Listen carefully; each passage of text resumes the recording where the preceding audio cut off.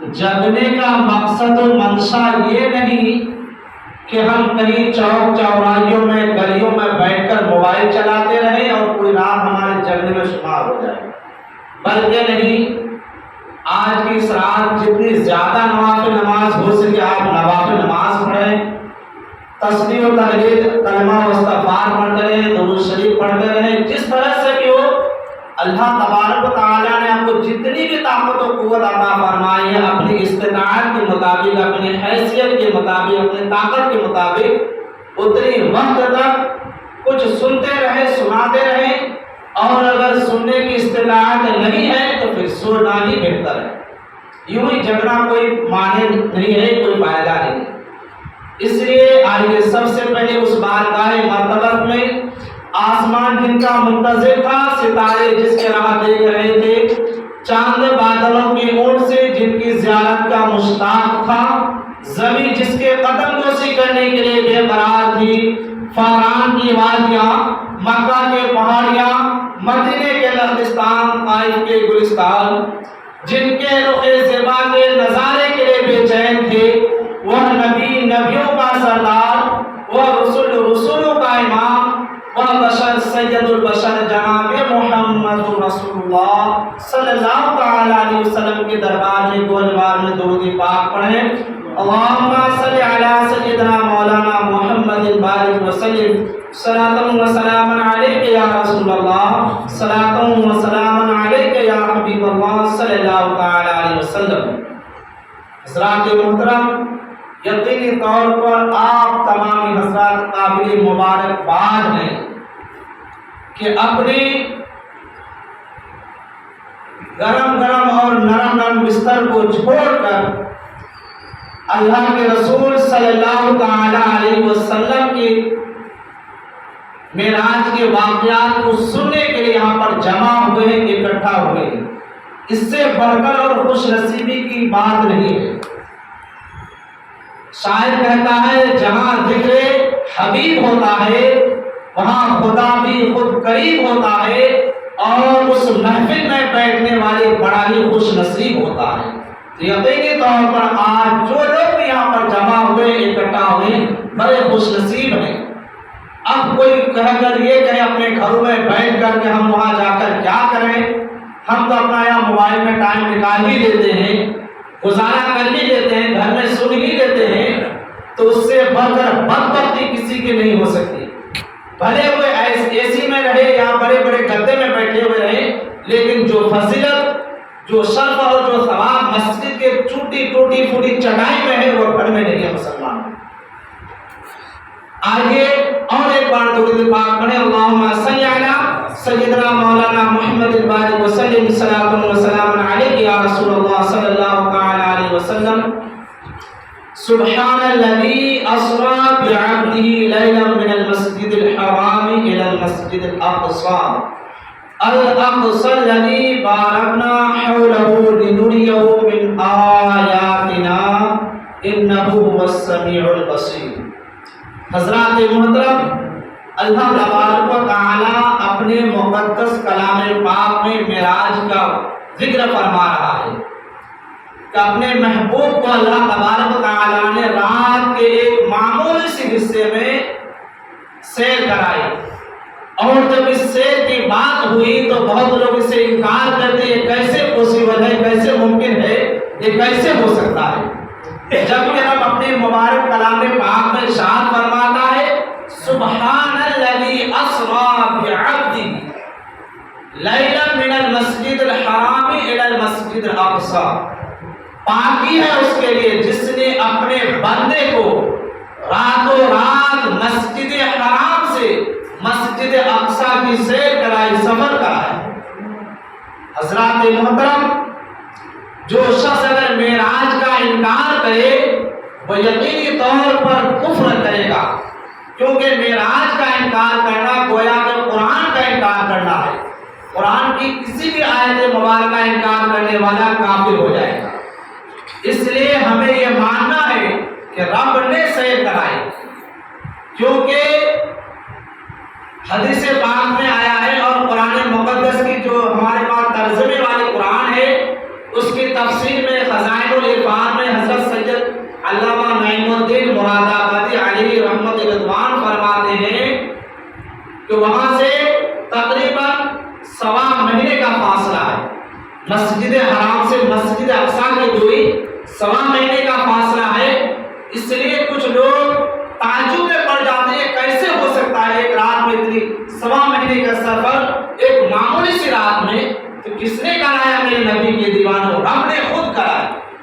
तो रब के पास किस चीज की कमी है कि अगर वो एक रात के मामूली से हिस्से में अपने किसी बंदे को सफर कराए 1.25 महीने के, अगर मामूली से हिस्से में, रब के लिए कोई बड़ी बात नहीं है।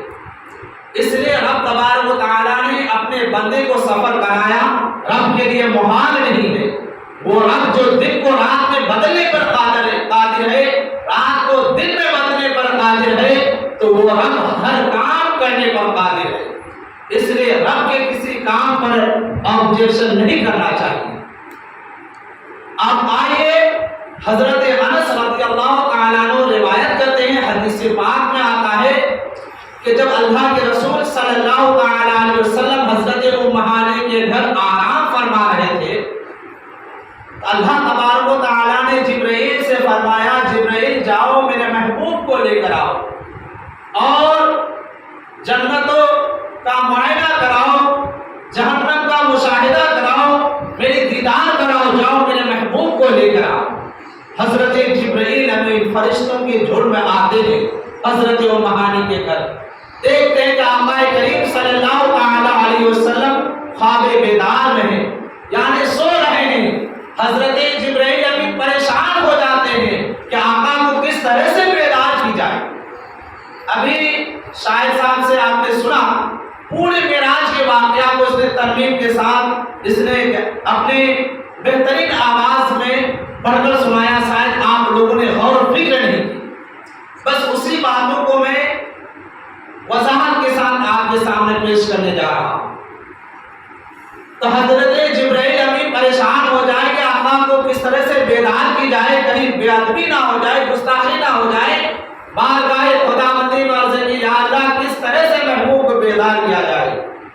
अब मेरे आका की अज़मत का अंदाजा लगाओ मुसलमानों। अल्लाह तबारक व तआला ने फरमाया, जिब्राइल तुम अपना नूरी लब मेरे आका के तलवों को चूमो, बोसा दो और मेरे आका को ठंडक महसूस हो, को बेदार हो जाए। जिब्राइल अभी जो फरिश्तों के सरदार हैं, वो आका करीम सल्लल्लाहु तआला अलैहि वसल्लम के कदम मुबारक को बोसा देते हैं, आका बेदार हो जाते हैं और फरमाया, या रसूल अल्लाह सल्लल्लाहु तआला अलैहि वसल्लम, अल्लाह ताला का हुक्म है आज मेराज पर चले, आज आप अल्लाह का दीदार करने के लिए चले। फिर जिब्राइल अमीन बुराक आपके सामने में हासिल करते हैं। बुराक बहुत ही खूबसूरत सफेद रंग का, जो गधे से छोटा और खच्चर से ऊंचा, दरमियान गधे और खच्चर के दरमियानी साइज में था। अल्लाह के रसूल सल्लल्लाहु अलैहि वसल्लम के सामने में पेश करते हैं।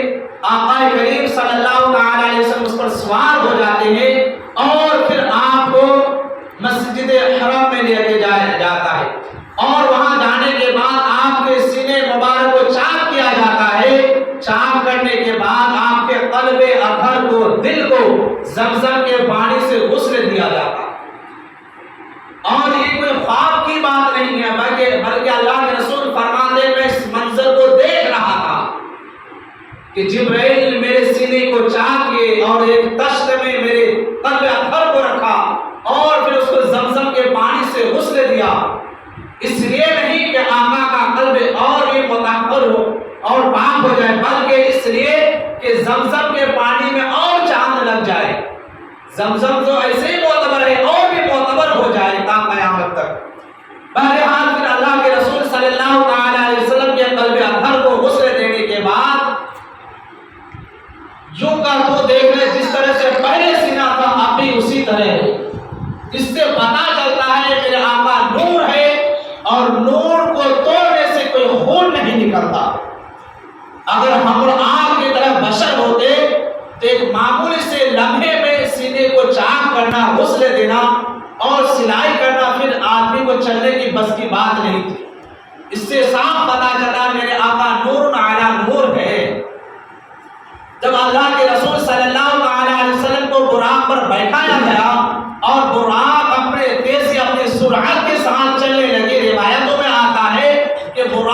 نگاہیں جہاں پڑتی تھی وہاں براق کا قدم پڑتا تھا، اتنی تیز رفتار براق تھی۔ اور جب اللہ کے رسول صلی اللہ علیہ وسلم براق پر سوار تھے، مسجد اقصیٰ کے جانب براق جا رہی ہے، تو اللہ کے رسول نے کیا دیکھا کہ حضرت موسیٰ علیہ السلام اپنے قبر انور پر نماز پڑھ رہے ہیں، اپنے مزار مبارک میں نماز پڑھ رہے ہیں۔ یہ کون ہے؟ حضرت موسیٰ علیہ السلام۔ اور جب پھر اللہ کے رسول صلی اللہ علیہ وسلم مسجد اقصیٰ جا کر پہنچتے ہیں، یہ مسجد اقصیٰ وہی ہے جہاں پر آج ہمارے فلسطینی بھائی اس مسجد اقصیٰ کو بچانے کے لیے اپنے جان و مال کی قربانی پیش کر رہے ہیں۔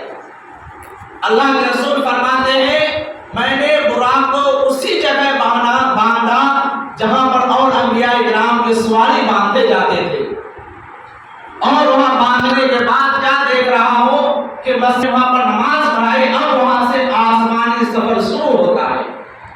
حضرت جبرائیل امین براق پر اللہ کے رسول کو لے لیتے ہیں اور پہلے آسمان کی جانب اب دستک دیتے ہیں۔ اندر آواز آئی، کون؟ فرمایا میں جبرائیل ہوں۔ کہا تمہارے ساتھ کون ہے؟ کہا مصطفیٰ جان رحمت صلی اللہ تعالی علیہ وسلم ہے۔ کہا کیا ان کو بلایا گیا ہے؟ کہا ہاں بلایا گیا ہے۔ جو ہی پہلے آسمان کے دروازے کو کھولا جاتا ہے، حضرت آدم علیہ السلام وہاں پر موجود ہے، وہاں پر ملاقات ہوتی ہے، اور آدم علیہ السلام نے میرے آقا کریم صلی اللہ تعالی علیہ وسلم کو مبارکباد دی اور خیر کی دعائیں دی۔ پھر وہاں سے دوسری آسمان کی جانب اب روانہ ہو جاتے ہیں۔ پھر دستک دی، اندر سے آواز آئی، کون؟ کہا جبرائیل۔ کہا آپ کے ساتھ کون ہے؟ کہا مصطفیٰ جان رحمت صلی اللہ تعالی علیہ وسلم۔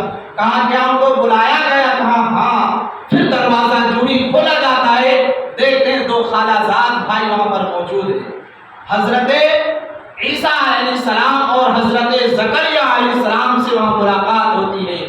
پھر وہ دونوں بھی آپ کا ویلکم سواگتم کرتے ہیں، خوش آمدید کرتے ہیں اور نیک دعائیں دیتے ہیں۔ پھر وہاں سے آپ تیسرے آسمان کی طرف روانہ ہوتے ہیں۔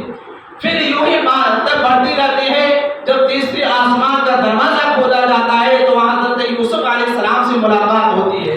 پھر وہ بھی آپ کا خوش آمدید کرتے ہیں، دعائیں دیتے ہیں۔ پھر چوتھے آسمان کی جانب روانہ ہوتے ہیں، وہاں پر حضرت ادریس علیہ السلام سے ملاقات ہوتی ہے۔ پھر وہ بھی آپ کو مبارکباد پیش کرتے ہیں۔ پھر پانچویں آسمان کی طرف روانہ ہونے لگتے ہیں، وہاں حضرت ہارون علیہ السلام سے ملاقات ہوتی ہے۔ پانچویں